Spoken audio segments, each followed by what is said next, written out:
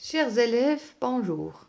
Ravi de vous rencontrer dans cette vidéo pour analyser toujours un sujet de production écrite, cette fois-ci pour parler d'un sujet qui est le thème principal du dernier jour d'un condamné, la peine de mort.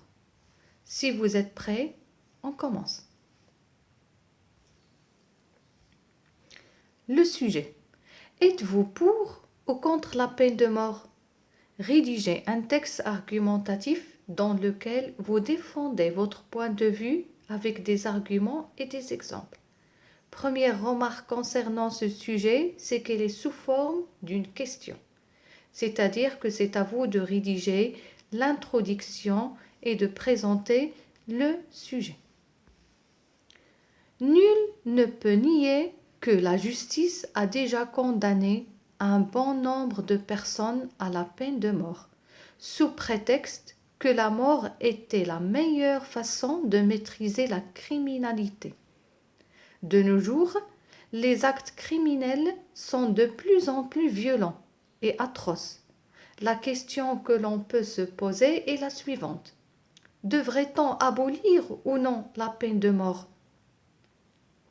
En premier lieu, le système judiciaire est défaillant et il peut s'y glisser quelques erreurs. Dans le passé, il y a eu beaucoup trop d'erreurs condamnant des accusés à une mort qu'ils ne méritaient point. En effet, il est arrivé quelquefois qu'après l'exécution du prétendu coupable, le réel meurtrier venait se livrer et avouer son ignoble geste sur l'ordre de sa mauvaise conscience. Comme les enquêtes ne sont pas toujours menées avec le sérieux requis, il faudrait peut-être s'interroger sur la capacité du système judiciaire à juger adéquatement un individu coupable ou non.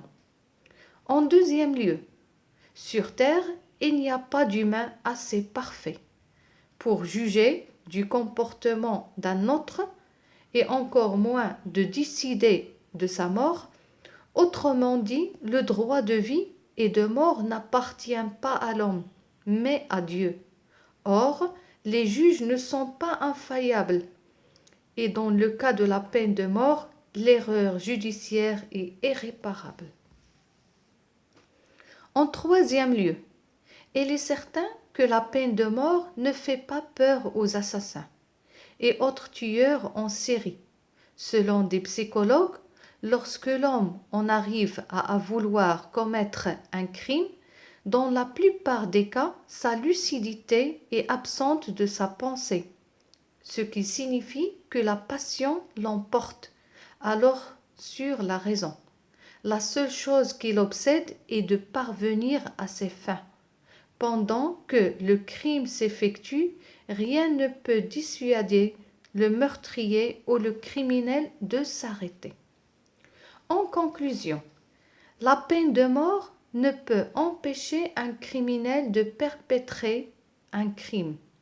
Par conséquent, on peut punir sévèrement et avec justice, sans tuer, car il est moralement grave de tuer un homme avant qu'il ait pu régler ses problèmes avec lui-même et avec la société, avant de lui laisser le temps de repentir. Donc c'est un exemple de production écrite sur la peine de mort. Donc la peine de mort est une punition, donc c'est-à-dire exécuter une personne, mais le problème c'est que on peut tuer ou bien exécuter des personnes qui sont innocentes et c'est une erreur qui ne peut pas être réparée.